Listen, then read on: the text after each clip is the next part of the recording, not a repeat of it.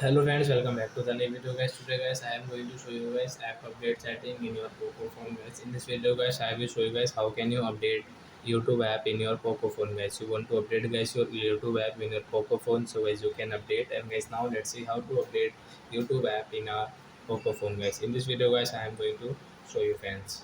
So first of all guys, what will you have to do guys? Open your phone setting, and guys you don't have guys your mobile data, so guys you should connect your Wi-Fi network. So guys connect any Wi-Fi network. So guys I have got this Wi-Fi, so guys I have connected already. And guys now I will on Play Store. So after on guys click on guys your ID, and guys click on manage apps and devices. Then guys you can see second option update available, and guys you can check your app updates from here, which app, and guys you can search also from here. So we will search here guys YouTube, and guys you can check your YouTube updates. So guys, yes, I have guys it's YouTube app update I want to update. So guys I can update from here, and guys I will update from here. So we will have to wait, and guys you can check your 32 MB updates. So like that guys you can update your apps in your Poco phone.